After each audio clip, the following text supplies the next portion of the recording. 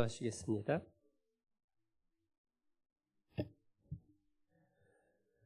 사랑과 은혜가 충만하신 하나님 아버지, 저희를 구원해 주시고 교회 안에 거하며 함께 교제케 해주신 은혜를 감사합니다. 수요일 오전 시간 어머니 원래회로 함께 모였습니다. 저희들 각 사람에게 필요한 말씀으로 교훈해 주시고 간증을 통해 주님 베푸신 은혜와 위로를 나누며 힘을 얻는 귀한 시간 되도록 이 시간의 모든 순서도 주님 주관해 주시고 우리 각 사람의 마음과 입술 주장해 주시기를 간구드립니다. 이 자리를 사모함에도 여러 어려운 사정으로 함께하지 못한 자매님들도 있습니다. 어디에 있든지 하나님 그 마음을 지켜주시고 영육간의 건강을 보살펴 주셔서 다음에 모일 때에는 모두가 더 밝은 모습으로 함께 모여 교제 나눌 수 있도록 지켜주시옵소서. 특별히 병중에 있는 자매님들 속히 회복될 수 있도록 하나님의 치료의 능력 덧입혀 주시기를 또한 간구합니다. 또 다음 주에는 오전 전도 집회를 계획하고 있습니다. 말씀을 전하시는 소영태 목사님께도 하나님의 선하신 능력 더해 주시고 또 복음을 전하기 위해 간절히 기도하는 그 기도에 하나님 응답해 주셔서 말씀을 듣는 모든 분들 끝까지 말씀을 듣고 모두가 구원 얻도록 또 교회 가운데 연결될 수 있도록 하나님 함께 하시고 도와주시옵소서. 또 고개 숙여 기도하는 우리 어머니 자매님들 한 분 한 분 각 가정마다 하나님께서 모든 영육간의 필요를 채워주시고 또 무엇보다 모든 가족들, 이웃들 속히 구원받을 수 있도록 주님 오시는 날 우리 사랑하는 사람들 모두가 함께 천국에 들어갈 수 있도록 하나님 함께 해주시고 도와주시옵소서. 함께하는 이 시간의 모든 순서도 주께 의지하오며 우리를 사랑하시는 예수님의 이름으로 감사하며 기도드렸습니다. 아멘. 네, 함께 누가복음 1장 말씀을 찾아보시겠습니다. 누가복음 1장에 줄을 하나 끼워두시기 바랍니다.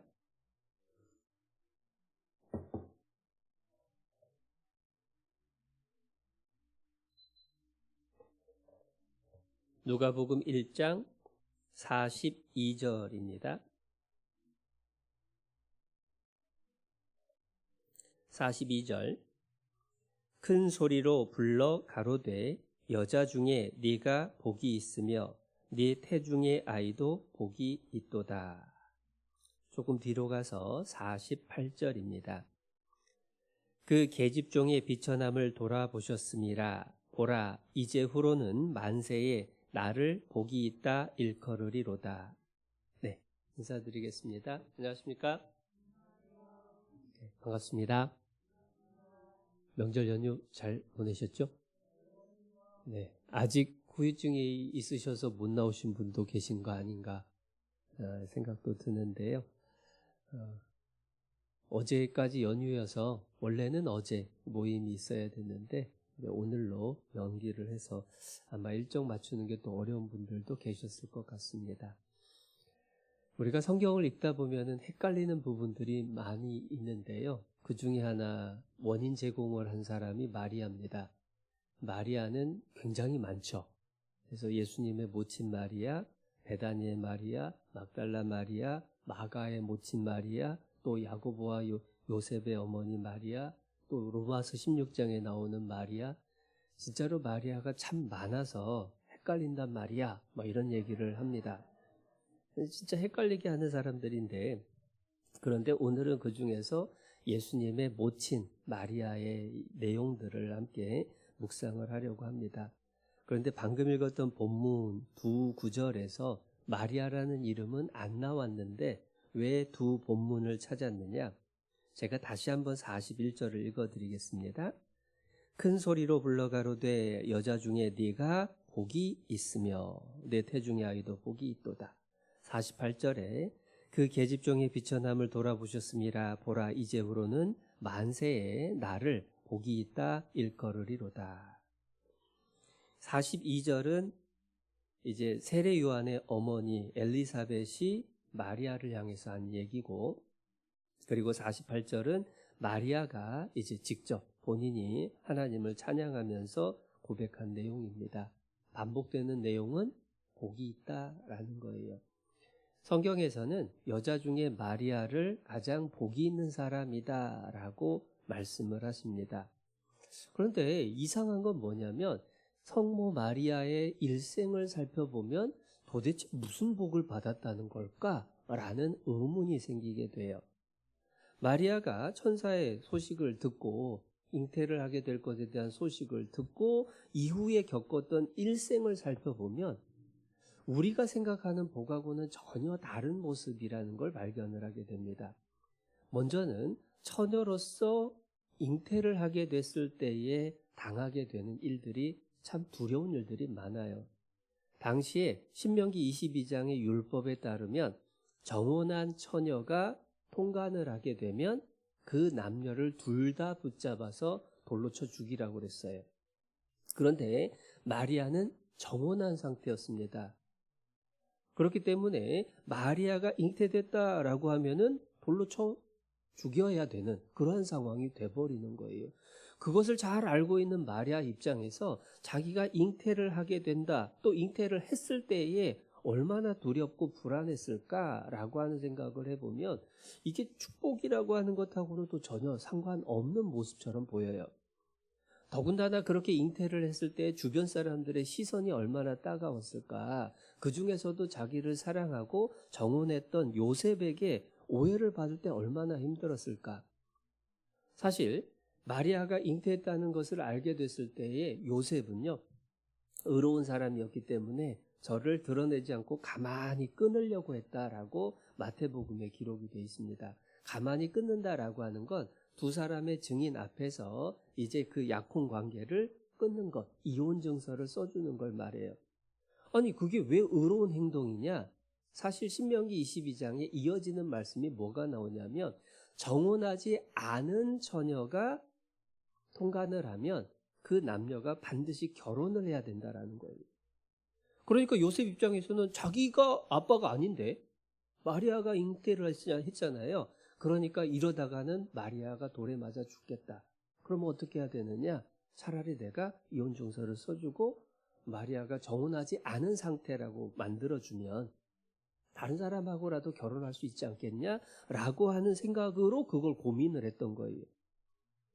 그러한 요셉의 눈초리를 받는 마리아의 마음은 또 얼마나 힘들었을까? 출산을 하는 과정도 순탄하지 않았죠. 배가 많이 만삭이 됐는데 베들레헴까지 이동을 해야 돼요. 그리고 그곳에 도착을 했는데 아니 당장 해산을 해야 되는 상황에서 방이 없어가지고 이제 짐승 우리간에 들어갑니다.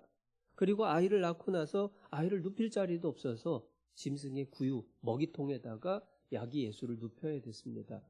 인간적으로 볼 때 얼마나 비참한 모습일까? 우리가 상상하기도 어려운 일들을 겪었던 그러한 여인이 마리아예요. 아기를 낳고 나서는 또 편해냈느냐? 아닙니다. 헤롯이 죽이려고 하니까 도망을 가야 됐어요. 애굽이라고 하는 한 번도 가보지 않은 외국으로 도망을 갑니다. 거기다가 남편의 직업은 목수였습니다. 당시에 뭐 존중받고 부유하고 그러한 직업은 아니었던 거예요. 그러니까 집안도 넉넉한 것도 아닙니다. 더더군다나 예수님이 커가는 과정 속에서도 깜짝깜짝 놀라는 일들이 있었고 예수님이 이제 성인이 되었을 때에는 더 힘들어졌습니다. 왜냐하면 보고 싶은데 볼 수도 없어요. 심지어 아들 보고 싶어서 아들을 찾아갔거든요.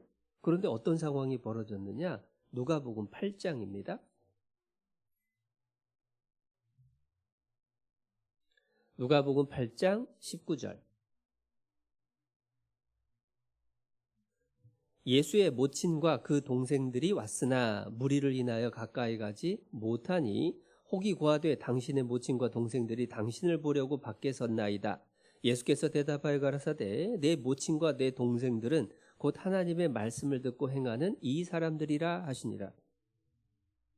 아니 아들 보러 왔는데 사람들이 둘러싸고 있어서 만나지도 못하고 소식을 전했는데 당장 나오지도 않고 마리아 마음이 얼마나 힘들었을까라고 하는 것들을 생각할 수가 있죠. 더더군다나 공생의 기간에 예수님을 대적하는 종교가들이 얼마나 예수님을 죽이려고 애썼는지를 소식을 들을 때마다 얼마나 마음이 졸였을까. 누가복음 2장에서는 그 마음을 미리 예언을 해두셨었습니다. 누가복음 2장 34절.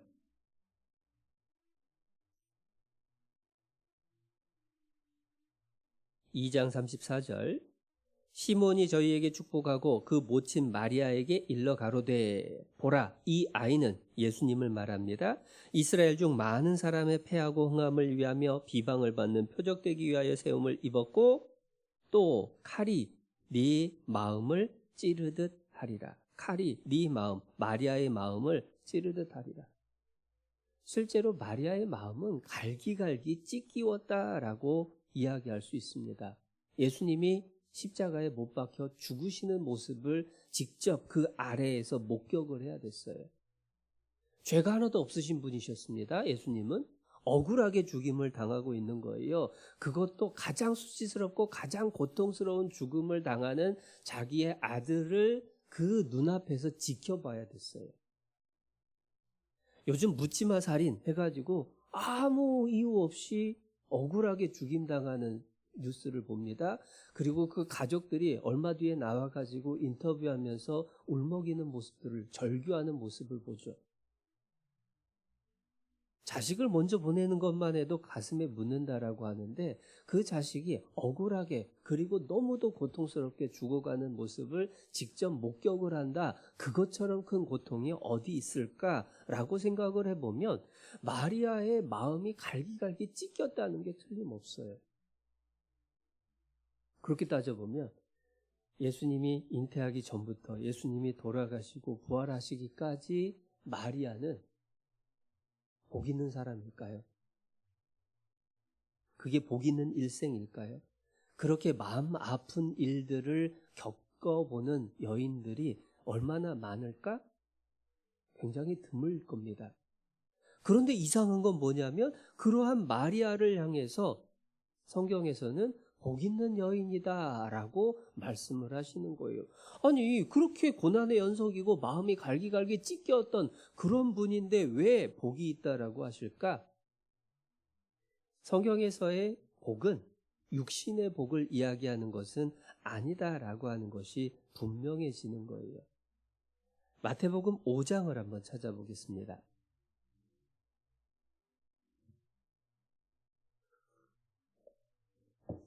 마태복음 5장 3절입니다.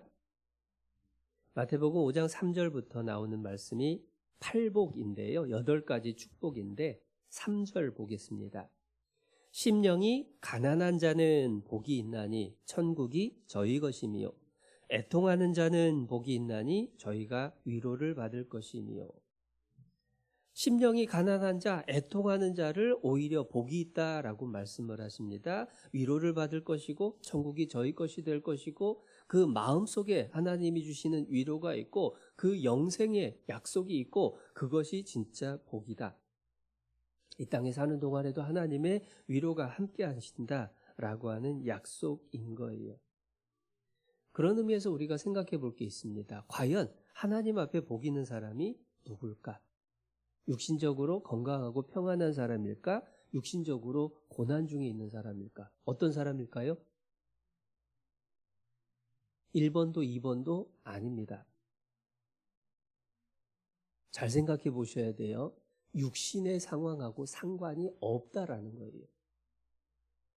육신이 평안한 가운데에서도 하나님 앞에 복이 있는 사람도 있고 육신이 고난 가운데 있지만 하나님 앞에 복이 있는 사람도 있어요. 내 육신이 평안하냐 고난 중에 있느냐 내 마음이 힘드냐 안 힘드냐 이걸 가지고 내가 하나님 앞에 복이 있느냐 없느냐를 따질 수는 없다라는 겁니다. 오히려 육신이 고난 중에 있으면서도 하나님을 원망하고 살아간다면 그 사람은 복 있는 사람이 아니죠. 성경을 찾아보면 복 있는 모습이 어떻게 표현이 될까? 시편 1편입니다. 시편 1편 1절 복 있는 사람은 악인의 꾀를 좇지 아니하며 죄인의 길에 서지 아니하며 오만한 자의 자리에 앉지 아니하고. 이제 복 있는 사람을 설명합니다. 3절. 저는 복 있는 사람은 시냇가에 심은 나무가 시절을 쫓아 과실을 맺으며 그 잎사귀가 마르지 아니함 같으니 그 행사가 다 형통하리로다. 행사가 다 형통하대요. 만사형통. 얼마나 부럽습니까? 복 있는 사람 가운데 그런 경우도 있어요. 그런데 모든 복 있는 사람, 하나님 앞에 복 있는 사람이 만사형통만 있다는 뜻일까? 시편 23편입니다.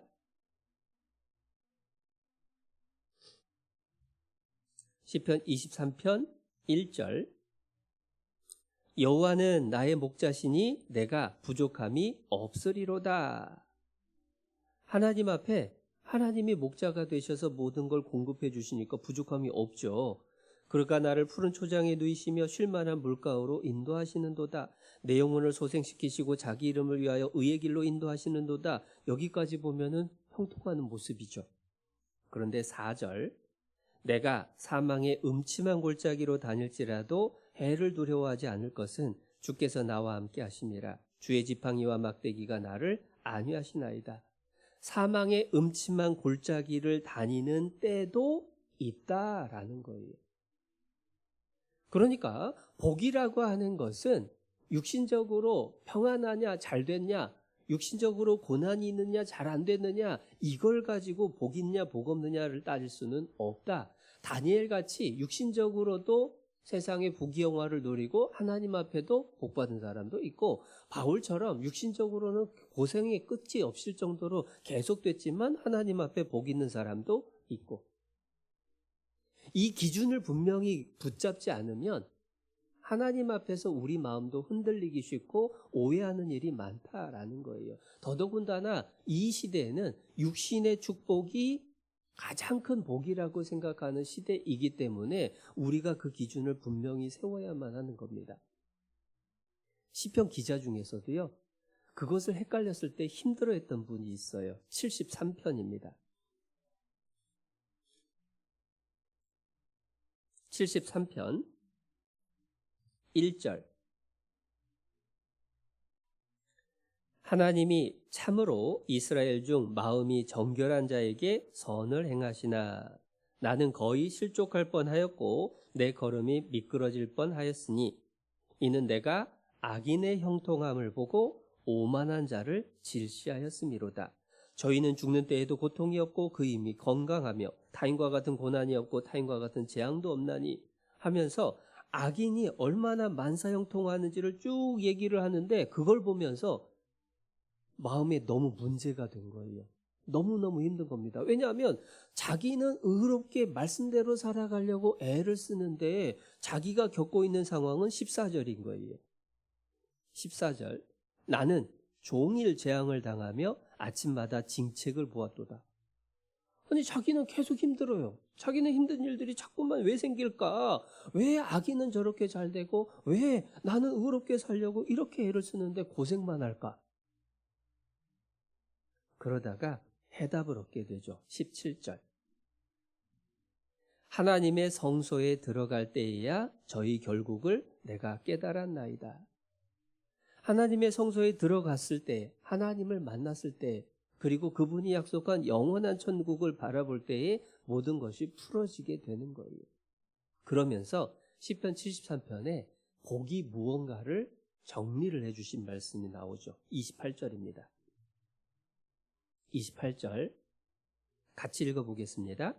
하나님께 가까이함이 내게 복이라.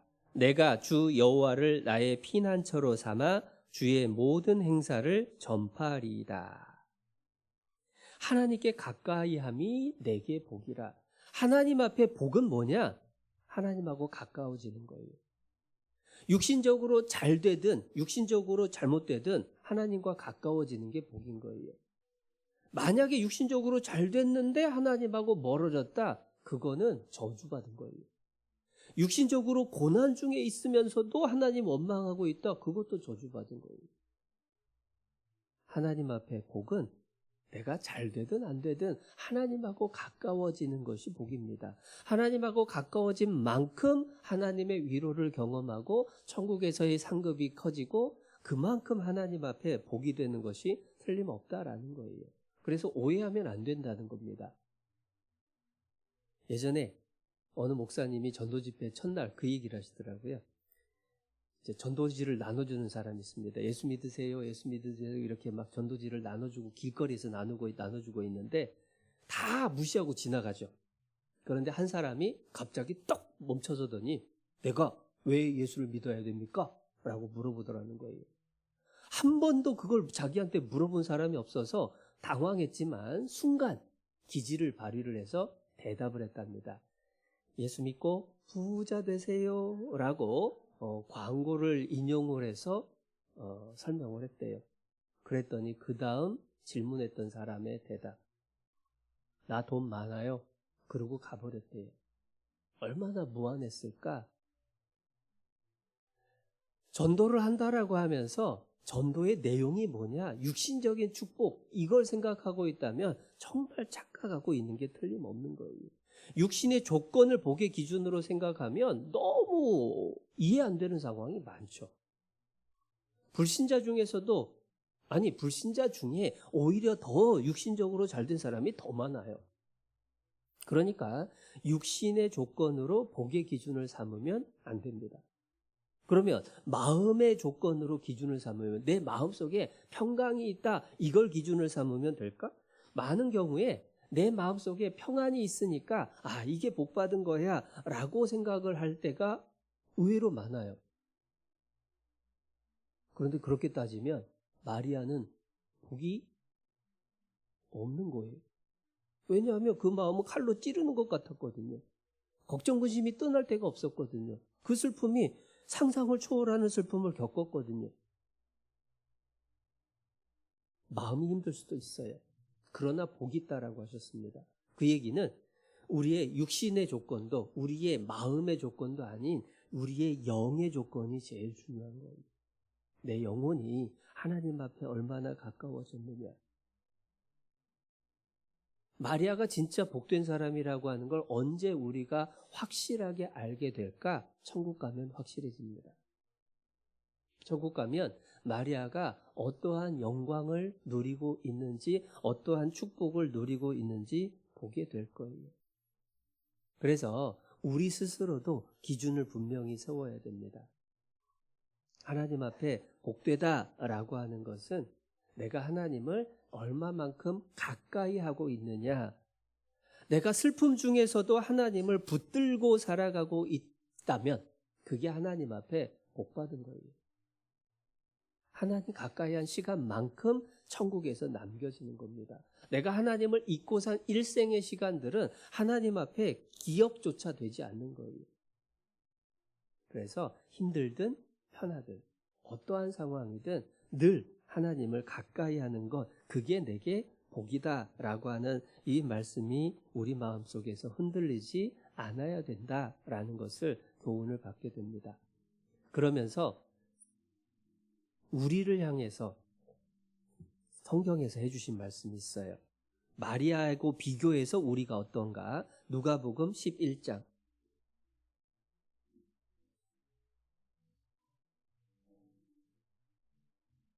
누가복음 11장 27절.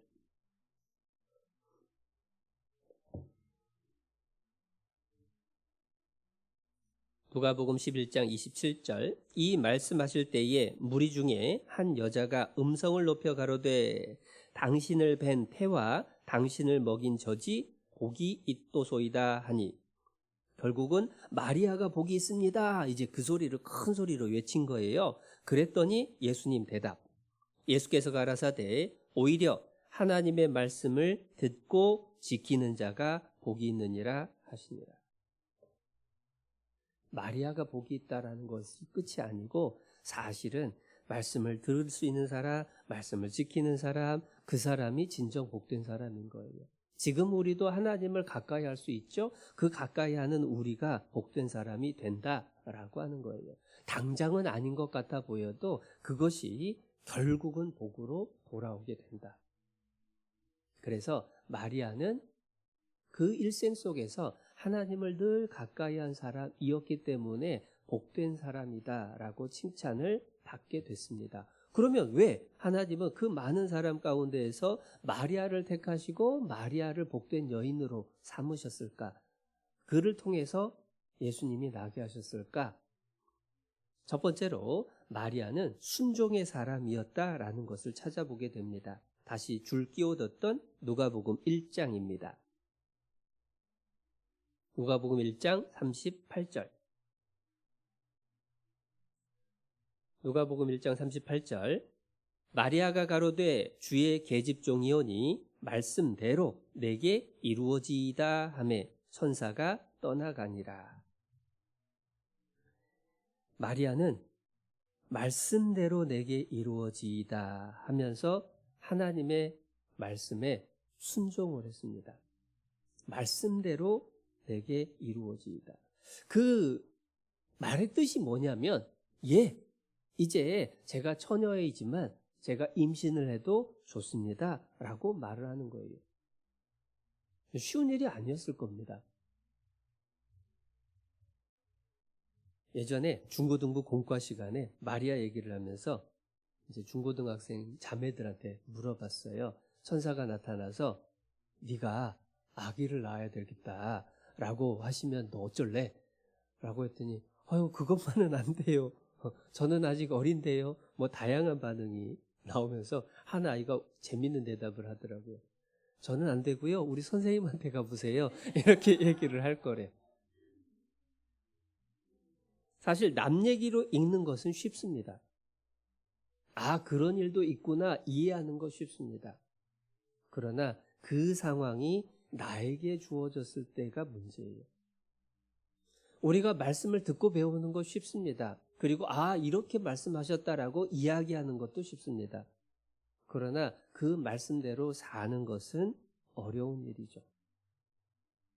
가끔은 기도할 때 두려워요. 기도를 할 때 당연히 바른 일에 대해서 기도를 하게 됩니다. 내 마음이 하나님 앞에 더 복종하게 해주시고 더 믿음이 자라게 해주시고, 그런데 그렇게 기도를 하면서 두려운 게 뭐냐? 성경 속에서 믿음이 성장을 해가는 과정 속에서 많은 믿음의 선배들의 삶 속에 얼마나 많은 고난이 있었나 이런 것들을 보게 되니까 이 기도 들어주시는 과정에서 내가 많이 힘들어지면 어쩌지? 하는 그러한 두려움이 올라올 때가 있어요. 말씀을 듣고 배우고 알고 이해하고 그것을 통해서 교제하고, 그것은 그렇게 어려운 일은 아닙니다. 그런데 내 삶 속에서 실제로 그렇게 살아간다라고 하는 것은 어려운 일인데 마리아는 그것을 순종했어요. 더군다나 우리 시대하고는 차원이 다르죠. 돌에 맞아 죽을 수도 있는 그러한 일임에도 불구하고 말씀대로 내게 이루어지이다 하고 순종할 수 있었다라고 하는 겁니다. 성경을 읽어보면 하나님의 말씀이 때로는 우리의 상식하고 전혀 맞지 않는 상황들이 있을 때가 있어요. 그러나 그럼에도 불구하고 순종하는 사람에게 하나님의 은혜가 임하게 되는 것은 하나님의 성경에 나타난 일관적인 법칙입니다. 중고등부 참빛 예화에 이런 얘기가 나와요. 어떤 집에 딸아이가 장식품으로 예쁘게 꾸며진 이제 보석상자 같은 것을 너무 아끼는 겁니다. 그런데 어느 날 아빠가 그 아이를 향해서 그 상자, 그 장식품 상자를 벽난로 불 속에 던지래요. 아빠, 이거 내가 제일 아끼는 건데요. 아니다, 던져라. 아빠, 나 이거 없으면 잠도 못 잘 거예요. 아니다, 던져라. 아이가 눈물을 뚝뚝 흘리면서 그걸 불 속에 던졌을 때에 아빠가 준비해 놓았던 선물을 하나 꺼내줬습니다. 아이가 평소에 너무너무 갖고 싶어 했던 더 좋은 보석상자. 그 예화를 쭉 이렇게 기록을 해두시면서 하나님이 우리에게 요구하시는 일이 그렇다라고 설명을 합니다. 이유 없이 이해가 안 되지만, 나는 힘들지만, 그러나 말씀을 따를 때에 하나님의 사랑이 그 가운데에서 더 큰 은혜로 채워지게 된다라는 거예요. 이 아이가 불 속에 그걸 던져 넣을 수 있었던 것은 아빠에 대한 경외하는 마음, 사랑하는 마음, 아빠에 대한 신뢰, 그런 것이 있었기 때문이었겠죠. 마찬가지라는 겁니다. 이 마리아가 천사를 통해서 주어진 하나님의 말씀에 순종할 수 있었던 근거는 뭐냐? 바로 앞에 나와 있는 37절인 거예요. 37절. 대저 하나님의 모든 말씀은 능치 못하심이 없느니라. 천사가 이 말씀을 하니까 그러자 바로 마리아가 예, 주의 계집종이오니 말씀대로 내게 이루어지이다 하고 순종을 했어요. 말씀의 능력에 믿음을 갖고 순종을 한 거죠. 그리고 하나님에 대한 경외심이 있었기 때문에 그래요. 내 마음속에 하나님이 커지면 커질수록 눈에 보이는 세상 것들이 작아집니다. 반대로 내 마음에 하나님이 작아지면 작아질수록 눈에 보이는 세상 것들이 점점 크게 다가와요. 마리아는 하나님이 크게 보였기 때문에, 그렇기 때문에 자기가 당장 겪게 될 일에 대한 걱정과 두려움이 작아질 수가 있었다. 그렇게 순종을 한 겁니다. 그것을 가능하게 한 건 뭐냐면 믿음이라고 하는 거예요. 그래서 마리아는 순종의 사람입니다. 그러나 그 순종의 근거는 믿음의 사람이었기 때문이죠. 그래서 45절 보시면요. 누가복음 1장 45절에 세례 요한의 어머니 엘리사벳이 성령의 충만함을 입고 마리아를 향해서 이야기한 내용들이 아까 처음 읽은 42절부터거든요. 그 중에 45절이 이어집니다. 45절. 믿은 여자에게 복이 있도다. 주께서 그에게 하신 말씀이 반드시 이루리라. 믿은 여자에게 복이 있도다. 이게 마리아예요. 마리아가 믿었기 때문에 복이 있다라고 말을 하는 겁니다. 천사를 통해서 주어진 하나님의 말씀이 그대로 이루어질 것을 믿음으로 순종을 한 겁니다. 불가능하다라고 여겨지는 것을 그것을 순종을 한 거예요. 우리가 믿음 하면은 성경에서 반드시 떠오르는 인물이 아브라함이죠. 믿음의 조상 아브라함. 그런데 아브라함의 믿음하고 마리아의 믿음하고 한번 비교를 해볼 필요가 있습니다. 아브라함의 믿음은 어떤 믿음이었냐면 100세가 되었는데 아들을 낳을 거라는 말씀에 대한 믿음. 마리아는 남자를 알지 못하는데 아들을 낳을 거라는 믿음. 어느 쪽이 더 이루어지기 더 어려울까요? 당연히 마리아가 남자와 동침한 경험이 없는데 아이를 갖는다는 건 자연 법칙으로는 불가능한 일인 겁니다. 어려운 일이 아니라 불가능한 일이죠. 그런데 그것을 믿은 거예요. 그런데 아브라함과 마리아 중에서 누가 더 하나님의 약속을 견고하게 믿었을까요? 신기한 건 마리아가 더 견고히 믿었습니다. 아브라함은요, 하나님의 약속을 받고 나서 시간이 길어지니까 아이고 아닌가 보다 해가지고 하갈이라고 하는 사라의 몸종을 통해서 이스마엘이라고 하는 아들을 낳잖아요.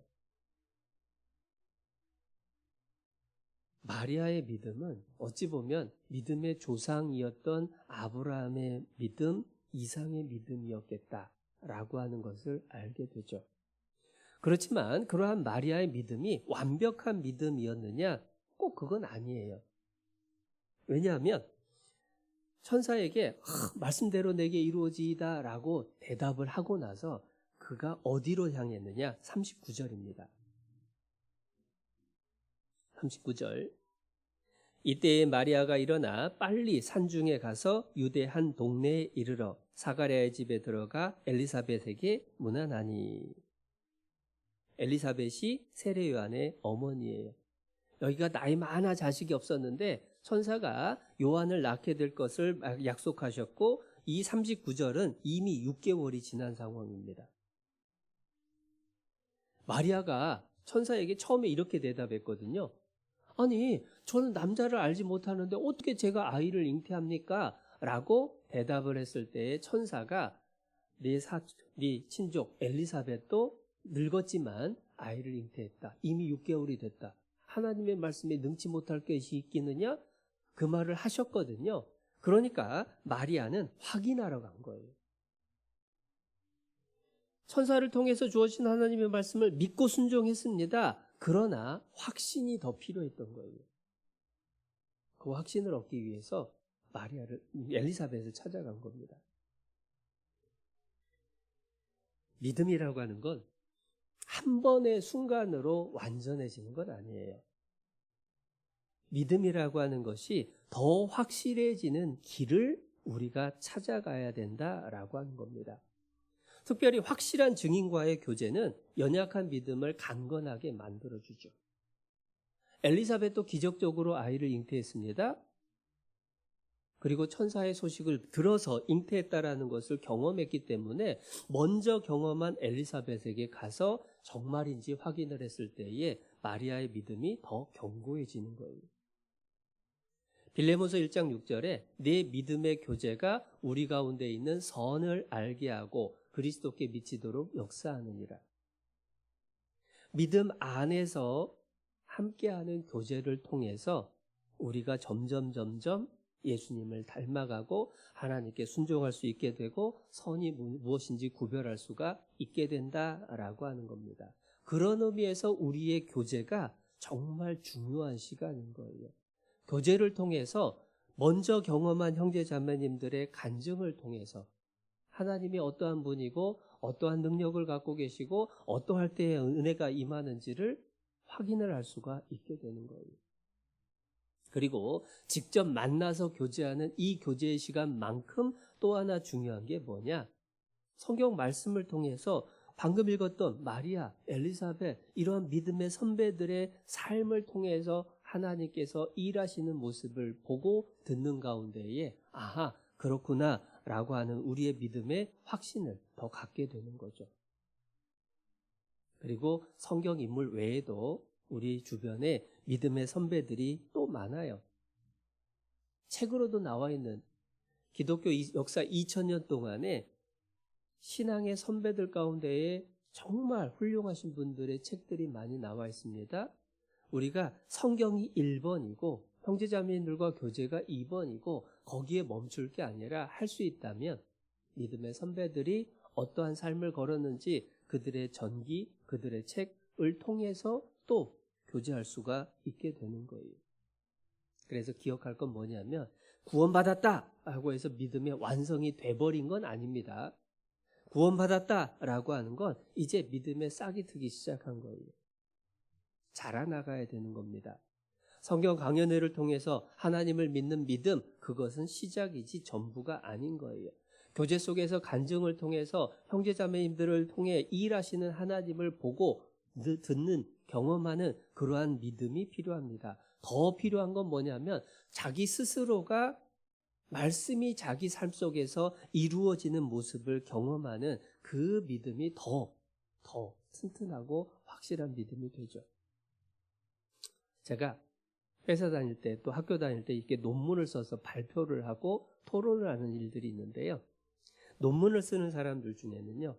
실험을 통해서 논문을 쓰는 사람이 있고 이론적으로 연구하고 수학적으로 계산을 해서 논문을 준비하는 사람이 있어요. 같은 현상에 대해서 실험해 본 사람하고 이론적으로 열심히 연구한 사람하고 서로 토론이 붙습니다. 결과가 서로 달라요. 누가 이길까요? 실험이 이깁니다. 왜냐하면 아무리 이론적으로 설명을 해도 너 해봤어? 하면은 이게 끝나는 거예요. 해봤더니 이렇다는데. 우리의 믿음은 우리 삶 속에서 내 자신 스스로가 체험하는 믿음이 계속해서 이어져야 돼요. 말씀을 듣고 배웠으면 그거 실천해 봐야 됩니다. 그리고 그 실천했을 때에 말씀대로 되는구나 라고 하는 것을 경험해 본 사람의 믿음이 튼튼해진 거고 더 힘이 있게 되는 거예요. 베드로후서 한번 찾아보겠습니다. 베드로후서 1장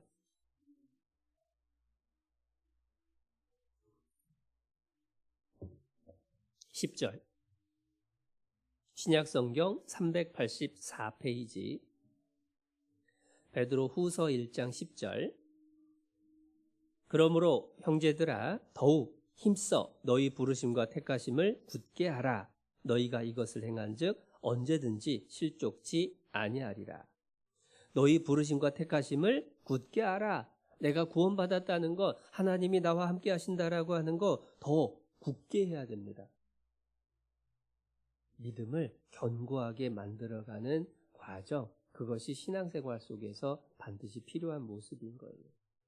마리아는 먼저는 엘리사벳을 찾아갔습니다. 그뿐만이 아니에요. 마리아의 믿음은 직접적인 교제뿐만 아니라 삶 속에서 듣는 이야기들 속에서 하나님이 말씀하시는 것들을 귀 기울여 들을 수 있었어요. 무슨 얘기인지 한번 찾아보겠습니다. 누가복음 2장. 누가복음 1장에 줄 끼워두셨으니까 한 장 넘겨보시면 되겠네요. 누가복음 2장 18절.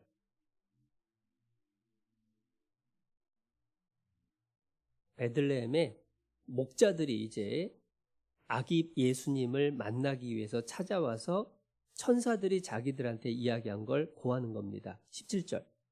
보고 천사가 자기들에게 이 아기에 대하여 말한 것을 고하니 듣는 자가 다 목자의 말하는 일을 기이 여기되 마리아는 이 모든 말을 마음에 지키어 생각하니라. 다른 사람들은 저게 뭔 소리냐 라고 지나쳤어요. 그런데 마리아는 이 모든 말을 마음에 담아두고 생각을 한 겁니다. 아, 하나님이 나에게 천사를 통해서 해주신 말씀이 틀림없구나. 천사가 나에게만 나타난 게 아니라 저 목자들에게도 나타나서 또 나에게 이 말씀 해주시는구나. 50절도 보겠습니다. 50절. 양친이 그 하신 말씀을 깨닫지 못하더라. 이 얘기는 뭐냐면 예수님께서 12살 되셨을 때에 이제 명절에 성전에 가족들과 함께 올라갔어요. 그리고 명절이 끝나고 돌아가는 길에 가족들은 다 돌아갔는데 예수님은 성전에 남아 있었습니다. 예수님 잃어버린 줄 알고 막 수소문해서 찾아왔어요. 그래서 아니 아버지가 여기 있는데 너 아빠랑 같이 가야지 여기 있으면 어떡해? 라고 하니까 예수님이 내가 내 아버지 집에 있어야 될 줄 알지 못하셨습니까? 라고 예수님 말씀하시니까 이 요셉과 마리아가 이해가 안 된 거예요. 그 내용이 50절인 거예요. 양친이 그 하신 말씀을 깨닫지 못하더라. 51절. 예수께서 한 가지로 내려가사 나사렛에 이르러 순종하여 받드시더라. 그 모친은 마리아는 이 모든 말을 마음에 두니라. 마음에 담아둔 거예요. 아, 내가 낳았지만 내 아들이 아니구나. 내가 낳았지만 하나님을 아버지라고 부르는 이분이 정말 메시아구나. 그러니까 마리아는 주변에서 흘러들을 만한 일들 속에서도 하나님의 음성을 듣고 있었던 거예요. 생각해보면 말씀을 대하는 태도가 그 사람의 믿음을 나타내 주는 게 1번입니다. 대표적인 게 설교 말씀 듣는 태도죠. 설교 말씀 들을 때 나들으라고 하는구만 이거 위험하다라고 했습니다. 아, 나들으라고 하시는구나가 정상적인 거죠. 그 사람은 마음에 담아두는 거예요. 어떤 사람은 말씀을 들으면서 아, 이거 누가 들어야 되는데 아이고 또 안 왔네 하면서 또 남 걱정하는 사람이 있습니다. 그것도 조심해야 될 문제예요. 더 위험한 것은 귓전으로 흘려들어서 듣고 나서 기억조차 못하는 것도 위험한 거죠. 믿음은 커가야 되는데 믿음이 커가고 견고해지려면 말씀을 듣는 태도부터 바뀌어야 돼요. 데살로니가전서 1장입니다.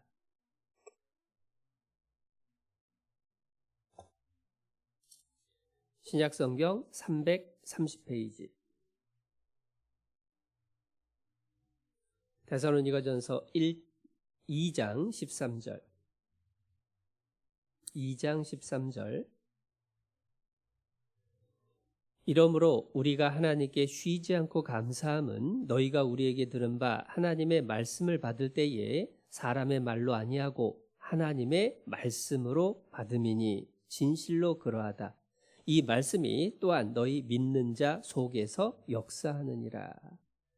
하나님 말씀을 들을 때에, 읽을 때에 하나님이 내게 주시는 말씀이구나. 말씀대로 내게 이루어지이다.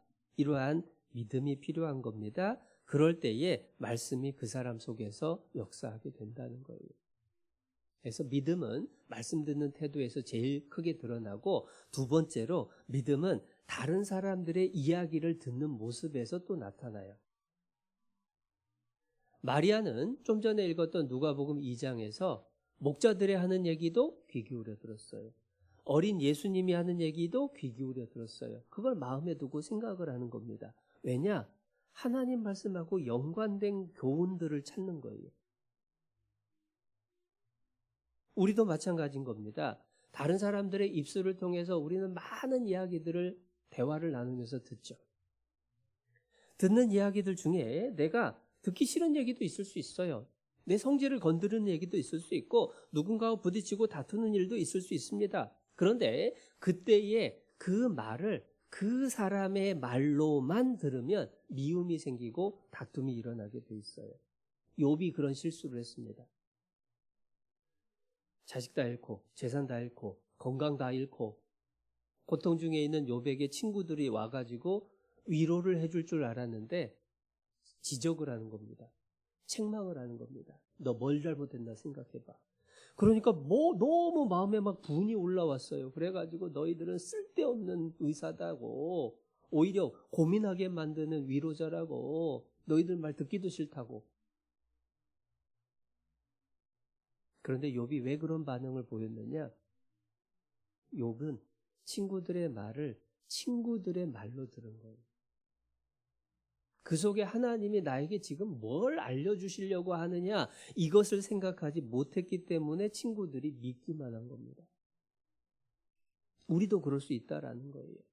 오히려 그 말을 통해서 하나님은 나한테 도대체 뭘 알려주려고 이 아픔을 주고 이 상처를 주고 이 화나는 상황을 만드셨을까라고 하는 걸 생각하면 바뀌게 돼요. 그 대표적인 인물이 다윗이죠. 압살롬의 반역에 도망을 갑니다. 도망을 가는데 시므이라는 사람이 쫓아오면서 먼지를 날리고 돌을 던지면서 저주를 합니다. 너 그럴 줄 알았다. 네가 사울의 집을 갖다가 멸망시키더니 잘 됐다 하면서 뒤에서 저주를 퍼붓는 거예요.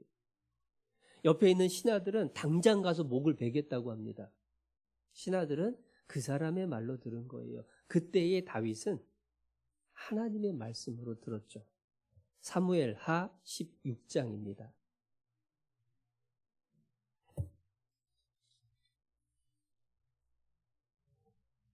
사무엘하 16장, 구약성경 489페이지. 489페이지, 사무엘하 16장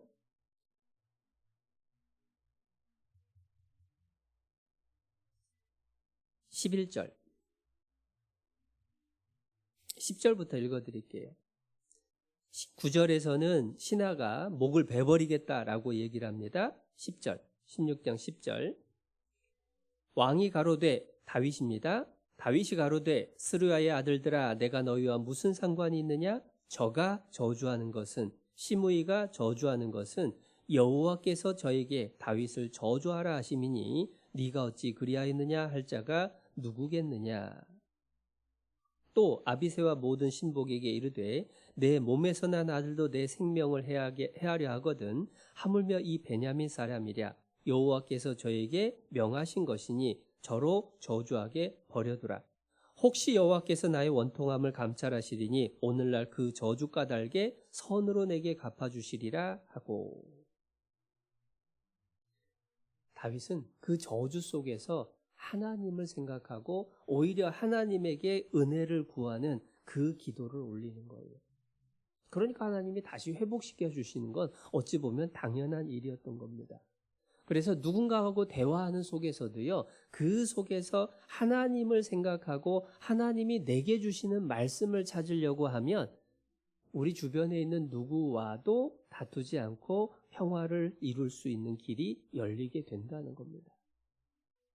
그리고 세 번째로 우리가 경험하는, 우리가 마주치는 상황, 우리가 경험하는 사건들, 이런 속에서도 하나님이 왜 이런 일을 주셨을까라고 하는 것들을 생각해 보는 게 필요해요. 명절 연휴 기간에 올라오다가 사고가 났거든요, 실은. 그래가지고 차는 지금 수리 보내고 그런 상황이 벌어졌는데, 그러면서 저도 많이 생각을 해보게 돼요. 평탄하게 지내올 때에 하나님을 생각하는 시간하고 무언가 브레이크가 걸릴 만한 상황 속에서 하나님을 생각하게 되는 게 달라요. 그 시간에 제일 먼저 하게 되는 것은 내가 지나온 삶 속에서 하나님 앞에 합당치 못한 부분들을 먼저 돌아보게 되죠. 그리고 그 속에서 그럼에도 불구하고 하나님께서 지키시고 돌보시는 은혜를 또 기억을 하게 되죠. 그리고 앞으로 내가 어떻게 살아야 될까라고 하는 나아갈 방향들을 다시금 새롭게 하는 기회가 돼요. 물론 불편함도 많고, 물론 손해보는 것도 많고, 그렇지만 신앙 안에서 그 일들은 우연은 아니잖아요. 그러한 일들을 통해서 하나님이 내게 주시는 것이 뭐냐라고 하는 것을 우리가 빨리 찾으면 찾을수록 우리의 마음속에도 하나님이 평안을 주시고 더 분발해서 성장할 수 있도록 도와주시는 일들이 있다라고 하는 겁니다. 그래서 마리아는 믿음의 교제를 찾아갔고 뿐만 아니라 주변에서 들리는 이야기들 하나하나, 벌어지는 사건 하나하나를 그냥 스쳐 지나가는 게 아니라 깊이 생각을 해볼 수 있었기 때문에 그 믿음이 더욱 견고해졌고, 그 견고한 믿음이 있었기 때문에 삶 속에서 끊임없이 가슴이 찢어지는 그러한 아픔들, 마음의 근심과 슬픔들이 있었음에도 불구하고 예수님의 공생의 마지막 십자가 바로 밑에까지 갈 수 있었던 거예요. 그 자리까지 갈 수 있었던 겁니다. 그래서 하나님 앞에 복된 여인이라고 이야기할 수가 있게 됐죠. 그리고 마지막 하나만 더 찾아봅니다. 누가복음 1장 돌아가 볼게요.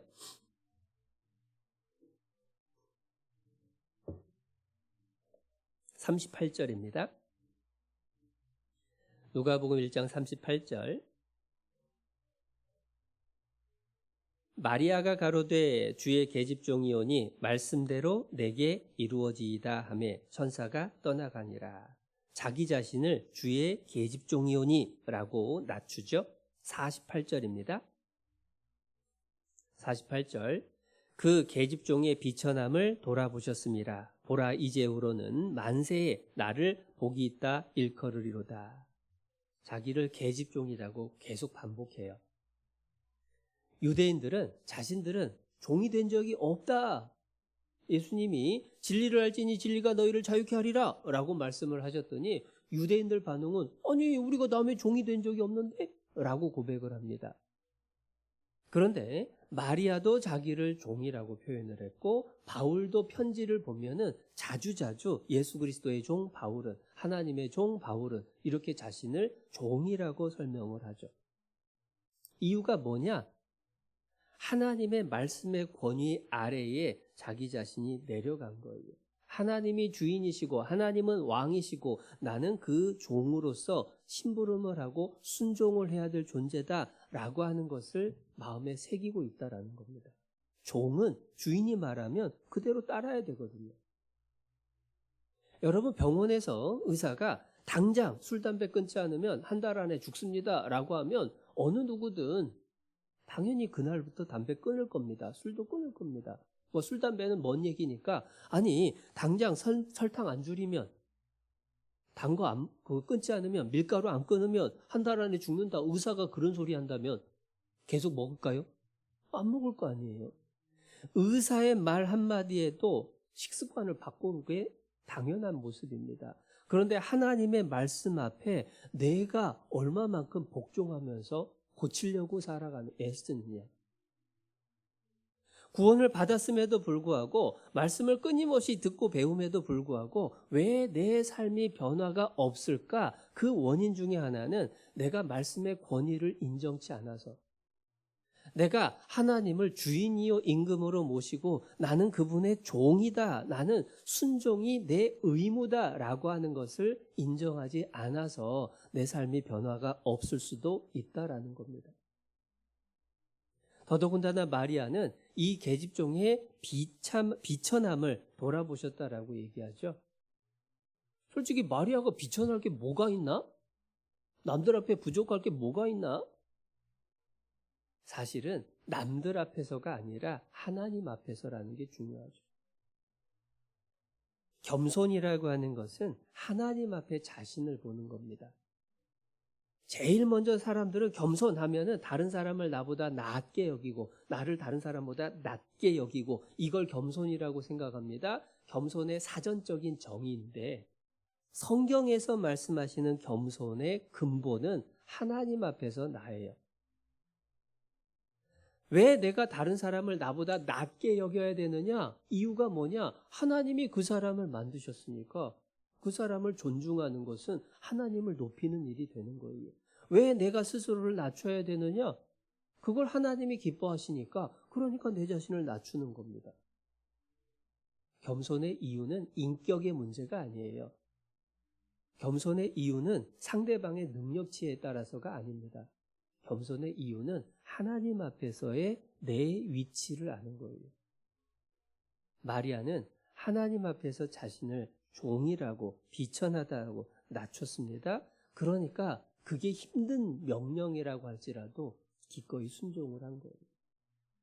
그래서 성경 속에서 모든 여인 중에서 가장 복된 여인이다라고 이제 칭찬을 받게 된 겁니다.